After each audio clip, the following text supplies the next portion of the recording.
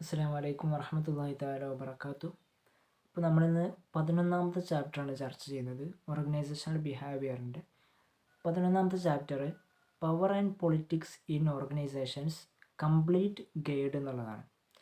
അപ്പോൾ ഇതിൽ പ്രധാനമായിട്ട് പവർ എന്താണ്, പൊളിറ്റിക്കൽ എന്താണ്, ഓർഗനൈസേഷനിലുള്ള പൊളിറ്റിക്സ് എന്താണ് എന്നൊക്കെയാണ് ഇതിൽ ചർച്ച ചെയ്യുന്നത്. അപ്പോൾ 5 ബേസസ് ഓഫ് പവറാണ് ഇതിൽ പറയുന്നത്. 5 ഇനങ്ങൾ പവറിനുണ്ട്. അപ്പോൾ ഒന്ന് ലെജിറ്റിമേറ്റ് പവർ. നമ്പർ 1 ലെജിറ്റിമേറ്റ് പവർ എന്ന് പറഞ്ഞു കഴിഞ്ഞാൽ ഒരു എന്താണ്, ഇതിലൊരു തമാശയായി പറയാറുള്ളത് it is the because I am the boss എന്നുള്ള ഒരു ചെറിയൊരു മോട്ടോ പറയാറുണ്ട്. അതായത് ഇതിൽ കൃത്യമായ ജോബ് ടൈറ്റിൽ, അതുപോലെ പ്ലേസ്, അങ്ങനെ തുടങ്ങി ഒരുപാട് കാര്യങ്ങൾ ഇതിൽ ഫോർമലായിട്ടുള്ള ഒരു പൊസിഷൻ ഇതിൽ എന്ത് ചെയ്യേണ്ടി വരും, നമ്മൾ കൊടുക്കേണ്ടി വരും. ഒരു ജോലി ചെയ്യുന്ന ആൾ കൊടുക്കേണ്ടി വരും. പൊതുവേ ഇതൊരു ഇനമാണെങ്കിൽ പോലും ക്ലാസിഫിക്കേഷനിൽ ഒന്നാമത്തെ നമ്പർ 1 ഇനമായിട്ട് ഇതിൽ പറഞ്ഞെങ്കിലും പ്രധാനമായിട്ടും ഇതിനെ ആരും പരിഗണിക്കാറില്ല, അല്ലെങ്കിൽ ഇത് അത്ര എഫക്റ്റീവായിട്ടുള്ള ഒരു പവറല്ല എന്നാണ് പറയുന്നത്. അടുത്ത നമ്പർ 2 റിവാർഡ് പവറാണ്. അതായത് ജോബ് ചെയ്യുന്ന വർക്കേഴ്സിന് എന്താണോ ആവശ്യം അതിന് ആ റിവാർഡിന് വേണ്ടി അവർ ചിലപ്പം കൂടുതൽ പ്രൊമോഷൻസ് കൊടുക്കും ആ ജോലിക്കാർക്ക്, ഒരു ഓർഗനൈസേഷനിലുള്ള ബോണസ് കൊടുക്കും, അങ്ങനെ തുടങ്ങിയിട്ടുള്ള കാര്യങ്ങൾ. അപ്പോൾ ഓരെന്ത് ചെയ്യും, നല്ല ക്വാളിറ്റിയുള്ള അസൈൻമെൻറ്റുകൾ അല്ലെങ്കിൽ വർക്കുകൾ ചെയ്ത് തീർക്കും. അപ്പോൾ ഇതൊന്നും കൂടി എഫക്റ്റീവായിട്ട് തോന്നി. പിന്നെ നമ്പർ 3 എന്നുള്ളത് കോയേഴ്സീവ് പവറാണ്. ഇതെന്ന് പറഞ്ഞു കഴിഞ്ഞാൽ അതിൽ ഉണ്ടാകുക പണിഷ്മെൻ്റ് ഉണ്ടാകും, റിവാർഡ് ഉണ്ടാകും, രണ്ടും ഉണ്ടാകും. എന്നുവെച്ചാൽ റിവാർഡാകുമ്പോൾ അതിനനുസരിച്ച് ആളുകൾ ചെയ്യും, അഥവാ ചെയ്തില്ലെങ്കിൽ പിന്നെ അവിടെ ഈ പണിഷ്മെൻറ്റ്, ചിലപ്പം കുറച്ച് കാലത്തെ ശമ്പളം, സാലറി ഇല്ലാതിരിക്കും, അങ്ങനെയൊക്കെ ഉണ്ടാവാം. അങ്ങനെ ഒരു പണിഷ്മെൻറ്റ് രണ്ടും അടങ്ങിയിട്ടുള്ളതാണ് കോയേഴ്സീവ് പവർ. പിന്നെ എക്സ്പേർട്ട് പവർ ഉണ്ട്. അതായത് ഓരോരുത്തരുടെയും നോളജ്, സ്കില്ലൊക്കെ ബേസ് ചെയ്തിട്ടായിരിക്കും ഈ ഒരു സംഗതി ഉണ്ടാവുക. ഇപ്പോൾ ഓർഗനൈസേഷനിൽ ഒരാൾക്ക് പൊസിഷൻ കൂടുന്നത് അയാളുടെ നോളജും സ്കില്ലും അനുസരിച്ചായിരിക്കും. അങ്ങനെയുള്ള ഒരു ഇനമാണ് എക്സ്പേർട്ട് പവർ. പിന്നെ റെഫറൻറ്റ് പവർ എന്ന് പറയുന്നുണ്ട്. അതായത് അപ്പോൾ ഒരാൾ അയാളെ എന്ത് ചെയ്യുന്നുണ്ട്, ആളുകളെ റെസ്പെക്റ്റ് ചെയ്യുന്നുണ്ട്, ഫോളോ ചെയ്യുന്നുണ്ട്. അത് ചിലപ്പോൾ വ്യത്യസ്ത ആസ്പെക്റ്റിലൂടെ അയാളുമായി ബന്ധപ്പെടുന്ന വ്യത്യസ്ത ബിഹേവിയറോ മറ്റു കാര്യങ്ങളായിക്കൊണ്ടായിരിക്കും. അപ്പോൾ പേഴ്സണൽ കണക്ഷനോ മറ്റോ ആയിരിക്കും. അപ്പോൾ അതൊരു പവറാണ്. അതിന് റെഫറൻറ്റ് പവർ എന്ന് പറയുന്നത്.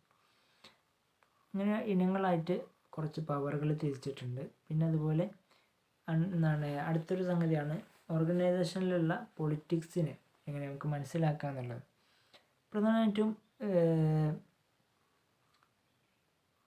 കുറച്ച് ഫ്രെയിം വർക്കുകൾ, എത്തിക്കൽ പൊളിറ്റിക്കൽ ബിഹേവിയറിന് കുറച്ച് ഫ്രെയിം വർക്കുകൾ ചർച്ച ചെയ്യുന്നുണ്ട് 6 സ്റ്റെപ്പുകളായിട്ട്. അപ്പോൾ ഒന്നാമത്തെ സ്റ്റെപ്പാണെന്ത്, ഐഡൻറ്റിഫൈ യുവർ ഒബ്ജക്റ്റീവ്സ്. നമ്മളെ എന്താണോ ഉദ്ദേശിക്കുന്നത്, നമ്മുടെ ഗോൾസിന്, ലക്ഷ്യങ്ങളെ എന്ത് ചെയ്യുക, ഐഡൻറ്റിഫൈ ചെയ്യുക.